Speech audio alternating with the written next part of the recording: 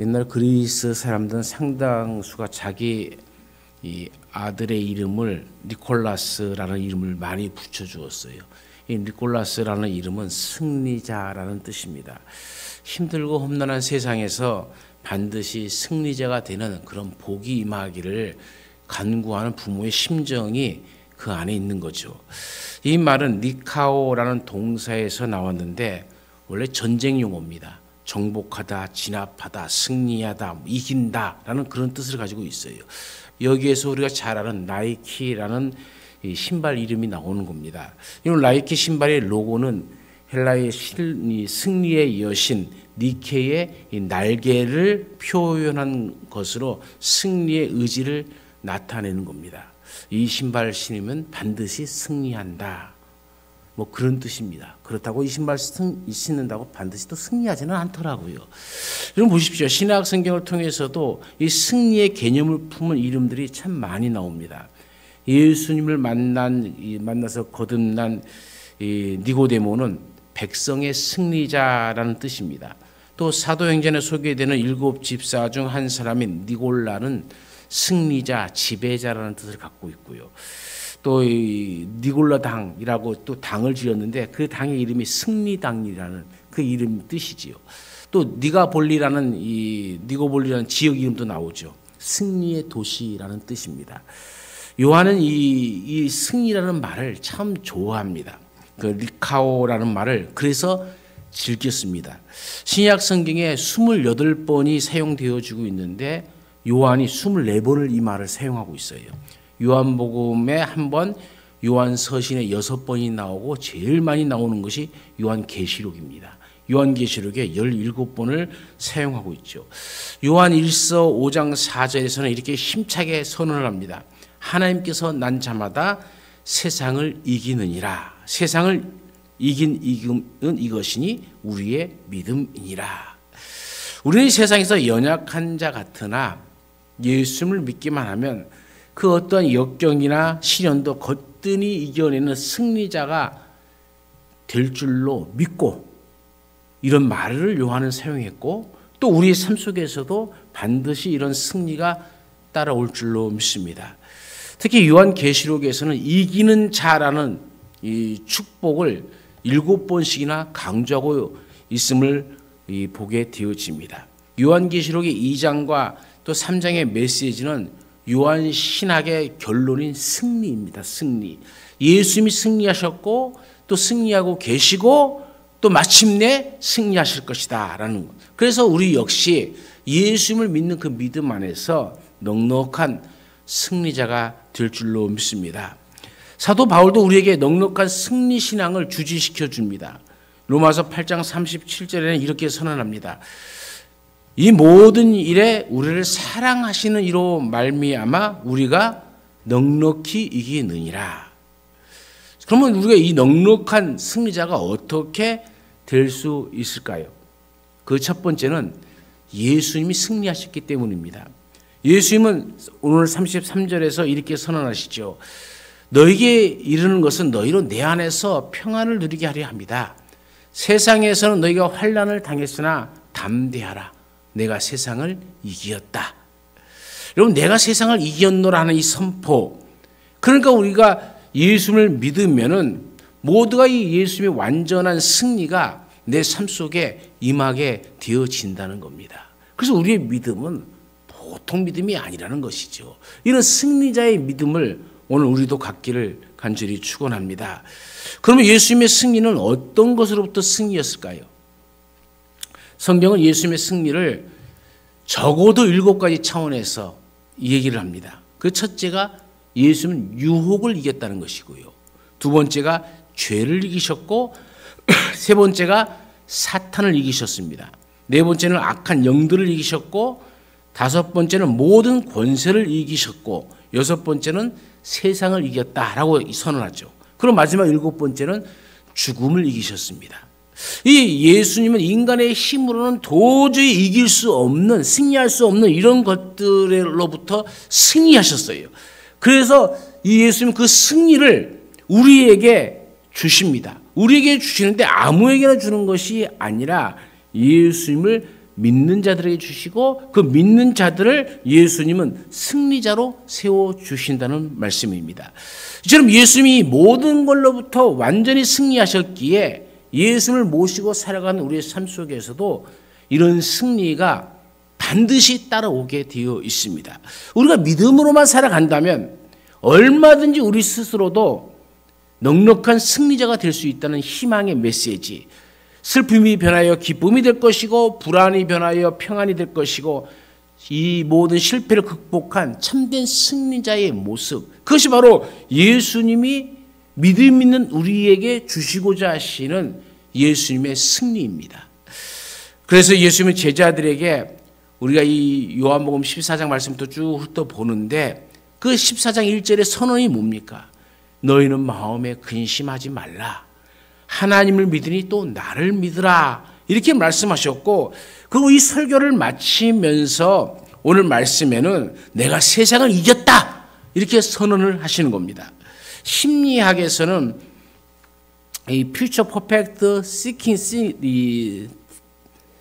seeing이라는 말이 있어요. 이게 무슨 말이냐면 미래를 승리할 것으로 생각하면서 살아간다는 거예요. 오늘 현실이 어려운데 그 현실을 바라보며 현실 속에 모이는 것이 아니라 내일은 내가 반드시 승리할 것이라는 이 생각을 미리 생각하며 살아가는 것을 말하는 겁니다. 우리가 실제로 성경에서도 보면 이런 얘기가 많이 나오죠. 사사기 7장 13절 이하의 말씀에 보면 기드온의 300명 용사 이야기가 나옵니다. 미디안과 이 전쟁을 벌이고 있잖아요. 미디안의 군사는 참 많은 군사들이 쳐들어왔습니다. 기드온이 이 군사는 하나님께서 빼고 해갖고 결국 300명밖에 남지 않았어요. 이 300명 대 수많은, 그보다 수백 배 많은 사람들과의 전쟁. 누가 봐도 기드온의 전쟁은 승리할 수 없는 전쟁이겠죠. 그런데 하나님께서 기드온을 그 미디안의 군대 가운데로 이끄십니다. 그리고 그 미디안의 군대 가운데 한 사람에게 꿈을 주시는 거예요. 그래서 그 사람이 꿈을 깨고 나서는 이상한 꿈을 꿨다 하면서 자기들끼리 얘기합니다. 야, 내가 꿈에 보니까 보리떡 한 덩어리가 미디안 진영으로 막 굴러 들어온다는 거예요. 그러자 미디안 군대 진영이 왕창 한순간에 막 무너져 버린 것을 내가 꿈을 꾸었어. 그러니까는 미디안 군대에서 지네끼리 해석을 합니다. 뭐라고 해석하냐면은 야, 우리 진영에 굴러 들어온 이 보리떡 한 덩어리는 아마도 기드온의 군대일 것이다. 그러니 우리가 완전히 기드온 군대에 패방해서 완전히 우리가 질 것이다. 이런 이야기가 사방팔방으로 퍼져나가니까는 미디안은 싸워보기도 전에 이미 패버리고 도망가고 기드온의 300용사는 싸우지도 않고 큰 승리를 얻게 되어지죠. 그러나 이와는 반대의 경우도 있습니다. 기독교 역사 안에 나타나는 것이죠. 종교개혁 당시의 가톨릭 교회는 단순히 종교적 이 교권만을 가진 것이 아니라 모든 나라의 정치를 좌우할 수 있는 막강한 정치력도 같이 가지고 있었습니다. 유럽 전체를 가톨릭 교회가 지배하고 있었다 해도 과언이 아닙니다. 그런 거대한 교권에 맞서서 마틴 루터가 대항하고 싸우고 있는 겁니다. 이 한 사람이 무슨 힘이 있겠습니까? 우리는 보통 종교개혁이라 하면 마틴 루터 한 사람만을 생각하기 쉽지만은 그러나 이 마틴 루터와 더불어 짝을 이루어서 함께 동역했던 이 필립 멜랑톤이라는 사람이 있습니다. 이 사람은 마틴 루터보다 15살이나 어린 사람이에요. 그런데 둘이 굉장히 가까운 친구였습니다. 얼마나 친했느냐 하면은 두 사람이 죽은 후에도 서로의 유언에 따라서 부부지간도 아닌데 이 리튼베르크의 한 무덤 안에 같이 묻혔어요. 그런데 이 사람들이 얼마나 친했겠습니까? 마틴 루터가 일종의 행동주의였다면 이 멜랑톤은 이론적인 학자였습니다. 루터는 종종 종교 개혁을 하다가 너무 그것이 힘들어서 실망하고 낭망할 때가 많았습니다. 좌절하고 모든 것을 포기하고 싶을 때도 많았죠. 그때마다 이 어린 후배였던 멜랑톤이 루터에게 당신이 성경에서 발견한 진리를 진리라고 확신할 수 있다면 그 진리는 반드시 승리할 것임을 믿어야 한다. 여러분, 이 말을 계속 루터에게 들려주므로 마침내 루터는 종교개혁에 승리하게 되어졌죠. 로마서 8장 31절에 뭐라고 얘기합니까? 그런즉 이 일에 대해 우리가 무슨 말 하리요? 만일 하나님이 우리를 위하시면 누가 우리를 대적하리요? 이 마틴 루터와 멜랑이톤이 늘 읽었던 성경 말씀입니다. 이 로마서 8장 31절의 말씀을 붙잡고 하나님이 우리를 위하시는데 누가 우리를 대적하겠느냐? 머리로 이미 승리를 딱 생각해 놓고 나아가는 겁니다. 그것이 한 사람이 됐든 10사람이 됐든 모두 같은 마음으로 한 마음이 되어서 믿음의 걸음을 걷게 되어지면 반드시 그 승리가 온다는 것이죠. 오늘 우리도 여러분 승리할 수 있음을 믿으시길 바랍니다. 우리는 예수님이 승리했기 때문에 우리가 믿음으로 예수님 앞에 나아가기만 하면은 그 승리를 예수님께서 우리에게 부어주시는 은총이 자연히 따라올 줄로 믿습니다. 두 번째로는 하나님이 그의 주권으로 우리를 인도하시기 때문입니다. 우리는 우리의 삶에 대한 하나님의 최선이 무엇인지를 모르는 순간들이 너무 많습니다. 어떤 결정이 최선의 결정인지도 잘 모를 때가 많지 않습니까? 우리는 우리의 현재를 알지 못하고 우리의 미래도 알지 못하고 우리가 알 수 없는 불가사의한 미주수의 상황들을 우리가 살아가면서 너무나도 많이 겪게 되어집니다. 그럼에도 불구하고 바울은 이렇게 많은 고난이 우리에게 모르는 것들 가운데도 우리가 아는 것은 있다. 아는 것이 하나 있다. 이렇게 얘기를 해요. 그것이 곧 무엇이냐? 하나님을 사랑하고 그 뜻대로 부르심을 입은 자들에게는 모든 것이, 즉 우리의 삶의 일상에 경험하는 역경도 불행도 사고도 이 모든 것이 합력하여 선을 이룰 것이다. 마침내 하나님께서 선을 이루어 가실 것이다. 이렇게 이야기합니다. 하나님의 주권 가운데 우리를 반드시 하나님의 자녀답게 살아갈 수 있도록 하나님이 이끌어 주신다는 것이죠. 우리가 참된 그리스도인이고 거듭난 성도들이라면 우리의 삶에 대해서 하나님께서 놀라운 승리를 이미 준비해 놓으셨음을 믿으셔야 됩니다. 그리고 우리의 삶의 도상에서 경험하는 어떤 불행이나 고통도 나의 삶에 대한 하나님의 계획을 무효화시키지 못한다는 것도 아셔야 됩니다. 로마서 8장 28절에 뭐라고 얘기합니까? 우리가 알거니와 하나님을 사랑하는 자 곧 그 뜻대로 부르심을 입은 자들에게는 모든 것이 합력하여 선을 이루느니라. 여러분, 선이 무엇입니까? 선이 무엇일까요? 그 뒤에 8장 29절에 이렇게 얘기합니다. 하나님이 미리 아신 자들로 또한 그 아들의 형상을 본받게 하기 위하여 미리 정하셨다. 이렇게 얘기합니다. 그러니까 여기서 선이란 말은 하나님이 미리 아신 자들로 하여금 하나님의 아들인 예수님의 형상을 본받게 하는 겁니다. 그리스도의 인격을 닮아가게 하는 것이죠. 우리의 삶에서 무엇을 경험하든 그 모든 불행과 역경과 고통에도 불구하고 하나님은 마침내 하나님의 아들이신 우리의 구세주 예수 그리스도를 본받게 하실 거라는 거죠. 예수를 본받는다는 것이 하나님이 우리를 위해서 준비해 놓으신 최고의 선입니다. 그리고 그것을 선포하고 있는 겁니다. 우리 모두도 어제보다 오늘, 오늘보다 내일을 더 예수님 닮아가기를 노력하고 힘써야 됩니다. 그래서 마침내 하나님의 선하심이 우리의 삶을 통해서 이루어져 가기를 간절히 축원합니다. 세 번째로 하나님은 반드시 우리에게 좋은 것을 주시기 때문입니다. 로마서 8장 32절에는 자기 아들을 아끼지 아니하시고 자기 아들을 내어주시니가 어찌 아들과 함께 모든 것을 우리에게 은사로 주시지 아니하겠느냐 이렇게 얘기합니다. 은사가 뭡니까? 여기 영어 성경에 기프트로 나오죠. 선물을 말하는 겁니다. 선물. 하나님이 우리에게 주신 선물 가운데 최고의 선물은 우리 주 예수 그리스도입니다. 우리는 하나님의 모든 것을 주신다고 하면 얼핏 생각하기에 물질적인 필요를 공급하는 것만 생각해요. 워낙 물질주의의 지배를 받고 있는 우리의 삶이기 때문에 우리는 하나님이 모든 걸 주신다, 승리하게 하신다 그러면 다 그것을 기가 막히게도 물질과 다 연결시켜 버려요. 특별히 현대인들처럼 물질 문명이 지배하고 있는 이 사회에서는 우리의 모든 사고가 물질 지향적입니다. 그러나 성경에서 말하는 이 모든 것이라고 말할 때는 모든 것이 지향하는 궁극적인 목표는 그리스도를 본받는 겁니다. 그러면 예수님 닮기 위해서 필요한 모든 것은 어떤 것일까요? 우리의 삶을 보면 계속해서 불행과 역경과 재앙과 오해와 억울한 사건들이 우리의 삶을 짓누르고 있습니다. 그러나 그것으로 우리의 인생은 결코 끝나는 것이 아니지 않습니까?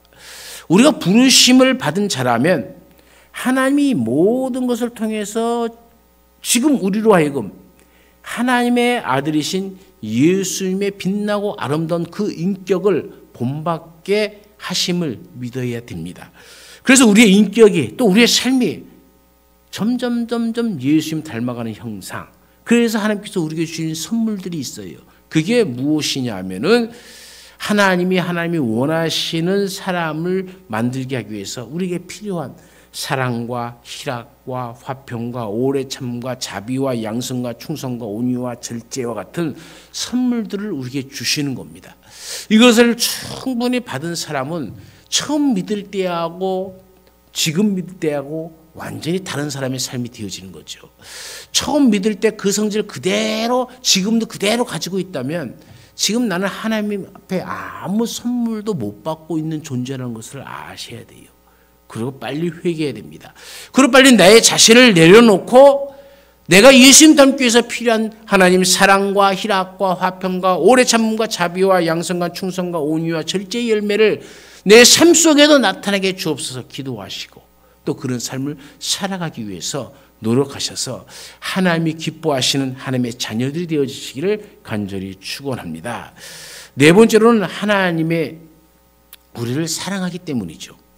로마서 8장 37절에는 이 모든 일에 우리를 사랑하시는 이로 말미암아 우리가 넉넉히 이긴다라고 얘기합니다. 바울이 우리가 넉넉히 이긴다라고 말을 할 수 있는 것은 그 당당한 이 고백할 수 있는 근거가 무엇이겠습니까? 그는 하나님께서 나를 사랑하고 있다는 그 믿음 때문입니다. 하나님의 사랑의 성격은 영원입니다. 어떤 한순간을 말하는 것이 아니라는 것이죠. 한번 나를 사랑하기 시작한 하나님의 사랑은 결코 변하지 않을 것입니다. 그렇다면 오늘이라는 이 현재의 삶의 순간에도 우리가 경험하는 그 아픔과 고통과 그 손해에도 불구하고 때로는 나 자신의 연약함 때문에 비틀거리고 주님을 떠나고 싶어하고 하나님의 목소리의 귀를 막아버리는 나의 실패와 무지와 나의 영적인 불순종에도 불구하고 하나님은 나를 사랑하시되 끝까지 사랑하시는 그 하나님을 바르게 인식하시고 바르게 깨달으시고 하나님이 나를 향한 계획이 변치 않으심을 믿으시고 오늘을 믿음으로 살아가시기를 축원합니다. 바로 이 영원한 사랑이야말로 하나님께서 우리에게 궁극적으로 넉넉한 승리를 주시는 원동력이 되어집니다. 기독교의 작가인 정연희 씨가 쓴 내 잔이 넘치나이다라는 책이 있습니다. 아마 다 읽어보신 분도 계실 겁니다. 거기에 맹의순이라는 한 신학교 출신의 사람에 대한 이야기가 나오죠. 6.25 사변 때의 이야기입니다. 피난길에서 빨갱이로 오해를 받아서 체포를 당합니다. 그리고 포로 수용소에 갇히게 되어지죠. 그는 유달린 이웃을 돕고 복음 전도에 헌신적인 사람이었습니다. 그런데 하필이면 그 피난길에 빨갱이로 오인되어서 포로 수용소에 갇히게 되어집니다. 그런 수용소에 들어가자마자 거기에서 자신이 섬길 수 있는 사람이 어디 있는가를 보았고 전도할 수 있는 대상이 많은 것을 보았어요. 그들이 모아서 수용소에서 광야 교회를 시작합니다. 그 광야 교회가 시작되어지고 세워지던 날에 너무나도 기뻐서 그는 이런 고백을 하죠. 하나님, 나는 알았습니다. 나를 여기에 보내신 이유를 알았습니다. 저 사람들이 나를 빨갱이로 오인하고 갇혀 있을 때는 나는 너무나도 억울했지만 이제야 하나님이 이곳에 나를 왜 보내셨는지를 깨닫게 되었습니다. 하나님이 사랑하시기 때문에 나를 여기에 보내신 거군요 하고 고백을 합니다. 그 순간부터 이 맹의순 이 선생의 마음속에는 하나님이 어찌하여 나를 이곳에, 왜 나를 이곳에 라는 의심과 질문은 깨끗이 사라져 버렸습니다. 그리고 얼마 후 그 수용소에는 중공군 포로들이 또 잡혀와서 몰려들기 시작했습니다. 맹의순 선생님은 흥분하기 시작했어요. 내가 갈 수 없었던 중국, 그곳에 가기 위해서 일생을 헌신하며 복음을 전하기 위해서 선교사로 가는 사람들도 있는데 그 사람들이, 수많은 사람들이 지금 내 앞에 몰려오고 있다. 이 얼마나 흥분된 일이냐. 그런 하나님께 자신을 선교의 현장으로 보내주셔서 섬길 수 있는 많은 사람들을 오히려 하나님께서 나를 이곳에 두시고 그 사람들을 다 보내주시니 얼마나 감사하지 모름을 고백하는 겁니다. 그래서 날마다 감격하고 그 선교의 현장이며 봉사의 현장이며 복음의 현장이 바로 그 교도소 안이었습니다. 그런 세월 가는 줄도 모르고 교도소 안에서 복음을 전하고 하나님께 예배드리는 일에 열심히 했습니다. 그러다가 맹유순 선생의 친구들이 억울하게 잡혔다는 소식을 듣고 구명운동을 했습니다. 석방탄원서에 자기의 이름만 서명하면 수용소에서 나갈 수 있는 기회가 왔는데 맹유순 선생은 그 서명을 거절하고 하나님이 나를 이곳에 보냈는데 내가 나가야 할 이유가 무엇이 있는가 하면서 그곳에서 평생을 살게 되어집니다. 그날도 새벽 1시, 2시, 3시까지 중환자들을 찾아다니며 그들의 손발을 씻기고 복음을 전하고 찬송가를 가르쳐주고 시편 23편을 읽어주다가 과로사로 그 자리에서 죽게 되어져요. 그리고 장례식이 치러집니다. 그의 장례식에는 중공군 포로들 거의가 서명한 편지가 낭독되었습니다. 그리고 그 끝부분에는 이렇게 쓰여 있습니다. 우리는 통곡합니다. 우리는 모두 통곡합니다. 그러나 우리는 맹 선생을 만나기 위해서라도 예수 안에 있어야 한다는 것을 깨닫고 있습니다. 우리는 모두 통곡합니다. 그러나 우리는 버려진 것이 아니라는 것을 알고 있습니다. 왜냐하면 우리는 맹 선생과 함께 주님 안에 있습니다. 거제리 포로수용소 중공군 병동의 환자들 일동, 이렇게 편지를 마지막 그의 이 장례 때 읽혀진 편지입니다. 가만히 생각해 보십시오. 참된 승리가 무엇일까요? 어찌 보면 이 맹유순 선생이야말로 넉넉한 승리자의 모습이 아닐까요? 최악의 고통을 최선의 승리로 이끌어낸 위대하고 사랑이 넘치는 그 사명을 끝까지 잘 감당했던 넉넉한 승리자의 고백이 바로 이런 고백이 아닐까요? 우리는 하나님으로부터 이보다 더 큰 사랑을 받았지 않습니까? 그럼 우리는 날마다 이 예수 그리스도의 십자가 안에서 참된 승리를 하나님 앞에 받았는데 우리는 어떻게 이렇게 실패자의 모습으로 살아갈 수가 있냐는 거예요. 조금만 무슨 일만 있으면 낙심하고 낭망하고 세상이 무너진 것처럼 하나님이 없는 것처럼 왜 그렇게 살아가냐는 것이죠. 우리가 날마다 승리자의 삶을 살려고 하면은 그 첫 번째로 여러분 자신과의 싸움에서 승리해야 됩니다. 우리가 살아가는 과정에 가장 큰 걸림돌은 이웃에 있는 사람들이 아닙니다. 내 자신입니다. 내 자신을 이기지 못하는 겁니다. 인생이란 결국 자기 자신과의 싸움이죠. 이런 92년도에 바르셀로나 올림픽 마라톤 선수였던 황용조 씨도 42km를 달리던 중에 가장 힘들었던 것이 무엇이냐라고 물었을 때에 그 황용조 씨가 하는 말이 그것은 내 자신과의 싸움이었습니다. 라고 고백을 해요.